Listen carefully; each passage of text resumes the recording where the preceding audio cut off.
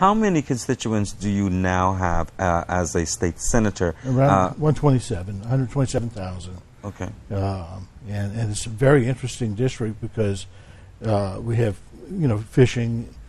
We hope we have fishing. We have oil and gas. We have agriculture, which is a big part of this district and a big part of Louisiana's economy. We have shipbuilding. We build some of the best platforms to go in not only in the Gulf of Mexico but around the world. We have huge operations like Edison's West that do great jobs, and they have a presence worldwide. What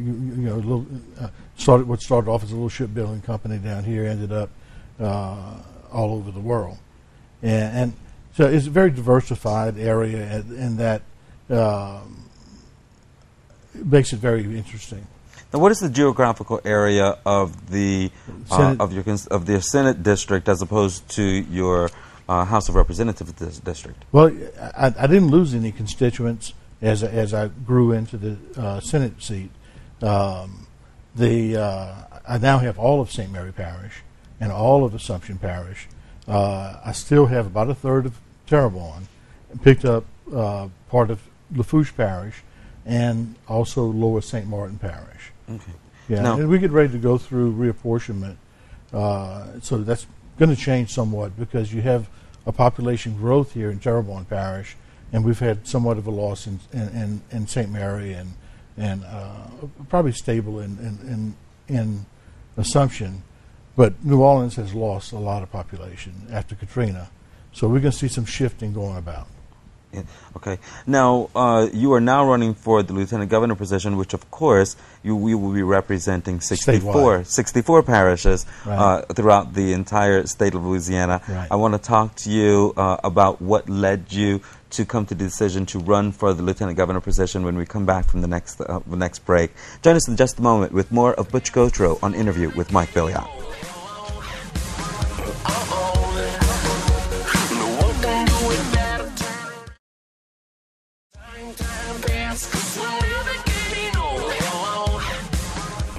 Welcome back to Interview with Mike Billiot. Tonight, my guest is State Senator and Lieutenant Governor candidate Butch Gautreaux. Mr. Gautreaux, before we left for the break, you were telling me about some of your political views, and it sounded just from our conversation that you're something of a populist. How anti-business are you, or are you anti-business? Well, I'm certainly not anti-business. I was in business for myself for 30 years.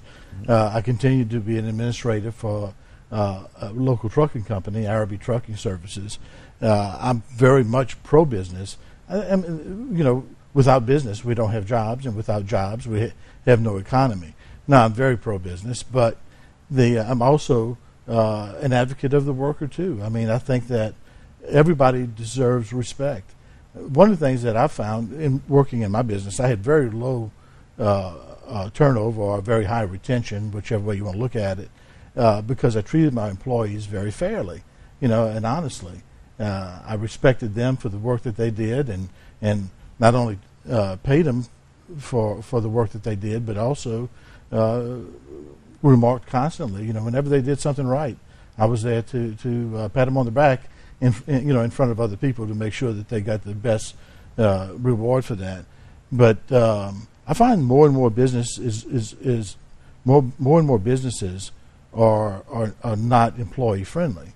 In other words, what I told you about on the minimum wage for workers, we went 13 and a half years without an increase in minimum wage pay, and business was successful. Big business was successful in keeping that down, and certainly in 13 years the cost of living goes up significantly. So we had people working at minimum wage. We still have, as a matter of fact, people working at minimum wage full time under poverty. People working full time and still eligible for food stamps. There's something wrong with that.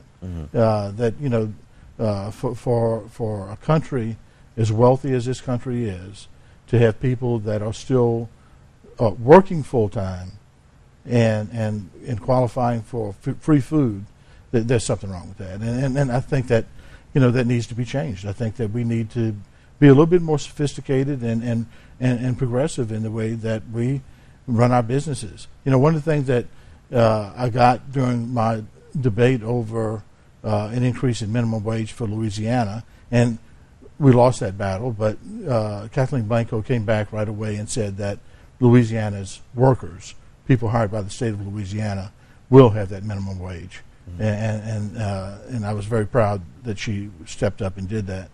And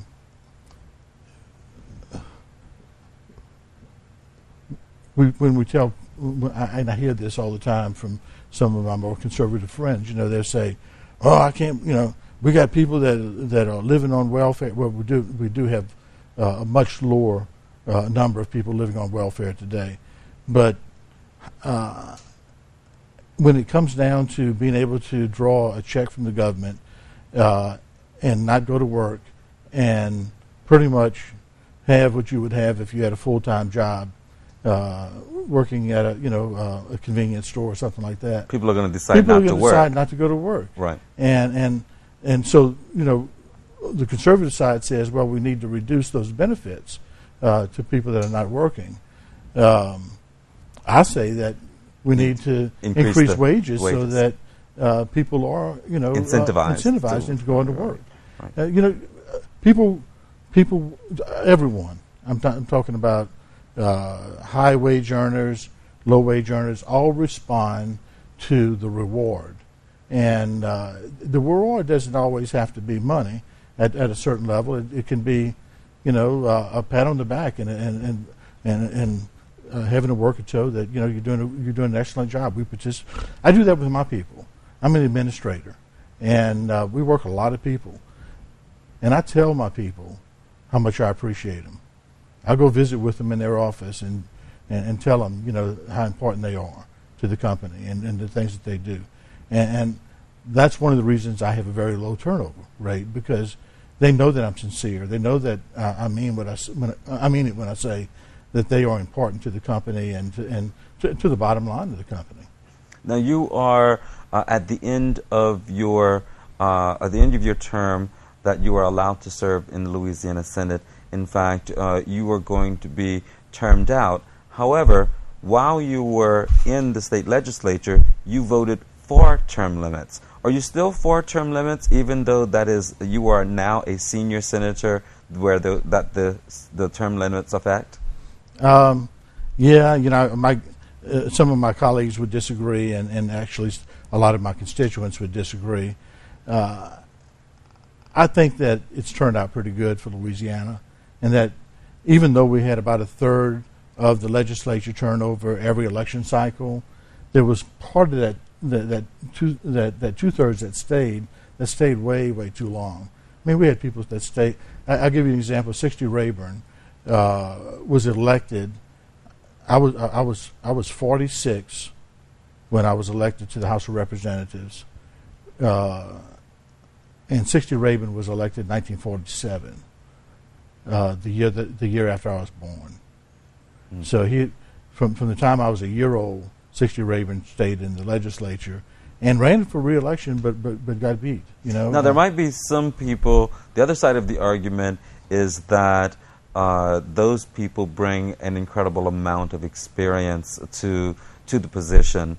But of course, the flip side of that is that fresh ideas and new blood is better than the alternative. So again, do you still I think that believe in the term limits? I'm a little bit amazed at the quality of people that came into the legislature this last time, where there was a huge turnover in the House of Representatives. It was, I think, for the first time in the history of Louisiana, a majority of the House of Representatives is new members, and really some bright people who have done some pretty good work so far. It honestly takes, I'd say, 4 to 5 years to really understand completely the process before you're able to do anything substantial. But at the same time, 12 years, that you have your opportunity to make your mark, and I'm still for it. I think that the person that comes behind me is going to be a little younger, a little more aggressive, hopefully brighter, and wants to do the right things, and so I think it's a good thing to have a turnover. I think Congress in Washington should have term limits. We have the same problem in Congress where people that have been there for 20, 30, 40 years think they own the process. And when you have a congressman die in office at 92 years old, that's a problem. I know that if I'm lucky enough to live to 92, that I'm not going to be contributing very much. I just think that Congress should consider term limits also. Now, your next bid for public office is the Lieutenant Governor of the state of Louisiana. That position is second in charge to the governor, in as much as if something happens to the governor, the Lieutenant Governor steps into those shoes. I want to talk to you about, therefore, whether or not you have ever thought about being the governor of Louisiana. And we'll talk about that right when we come back from our next segment. And we'll be right back with interviews with Mike Billiot.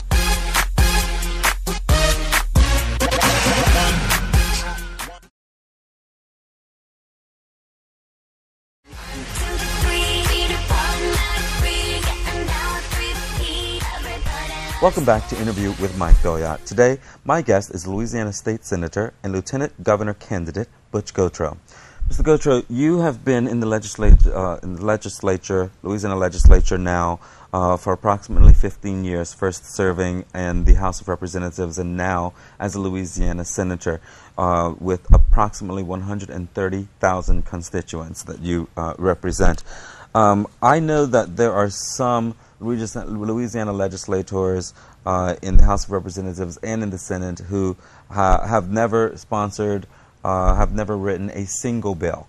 Actually, in your terms in office, you've actually sponsored an incredible amount of bills, and I'd like to go over some of those because I think that you can tell a lot about a political official based upon their votes and through the bills that they sponsor.